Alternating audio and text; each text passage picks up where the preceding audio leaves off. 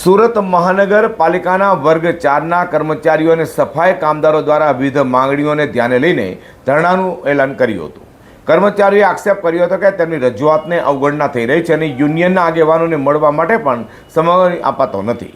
સન્માન, ન્યાય અને સમાનની માંગ સાથે મનપાની મુખ્ય કચેરી ખાતે શાંતિપૂર્ણ ધરણા યોજવામાં આવ્યા હતા। સુરત મહાનગરપાલિકાના વર્ગ 4ના કર્મચારીઓનો વિરોધ હવે ધરણા સુધી પહોંચ્યો હોય તેમ સફાઈ કામદારો, બેલદારો, પટ્ટાવાળા સહિતના વર્ગ 4 કર્મચારીઓ દ્વારા વિવિધ પ્રશ્નોના ઉકેલની માંગ સાથે ધરણા યોજ્યા હતા।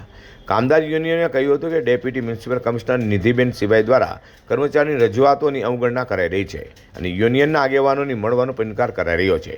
આ મુદ્દે 21 જુલાઈએ મ્યુનિસિપલ કમિશનર, પોલીસ કમિશનર અને લાલગેટ પોલીસને રજૂઆત કરાઈ હતી અને 7 દિવસમાં ઉકેલ નહીં આવતા હવે ધરણા યોજાશે તો ચીમકી પણ અપાવવા જતાં કોઈ નિવેડો ન આવતા આખરે સાંજે આજે 14મી ઓગસ્ટે સવારે 10 વાગે સુરત મહાનગરપાલિકાની મુખ્ય કચેરી તાપી ભવન પાર્કિંગમાં ચોથા વર્ગના કર્મચારીઓ દ્વારા શાંતિપૂર્ણ ધરણાનું આયોજન કરાયું હતું। અમારી ખાસ કરીને સુરત મહાનગરપાલિકાના જે વર્ગ 4ના અમારા કર્મચારીઓ છે, જે સફાઈ કામદારો છે, બિલ્ડરો છે, એ લોકોને માટે જે સ્વૈચ્છિક નિવૃત્તિ 20 વર્ષની પોતાની નોકરી પૂરી કરે, માંદગી એમને હોય ત્યારે એમના આશ્રિતોને નોકરી આપી શકે। જો ગુજરાત સરકારમાં પણ આ પરિપત્ર છે ને નિયમ છે, તેમ છતાં સુરત મહાનગરપાલિકાએ જે પ્રથા ચાલુ હતી એને બંધ કરીને સુરત મહાનગરપાલિકાના વર્ગ 4ના કર્મચારીઓ સાથે અન્યાય કર્યો છે। ખાસ કરીને જ્યારે વર્ગ 4ના કર્મચારીઓ સ્વૈચ્છિક નિવૃત્તિ મૂકતા હોય છે ત્યારે એમના આશ્રિતોને નોકરી આપવામાં આવે છે, તેવી પ્રથા પણ બંધ કરી છે।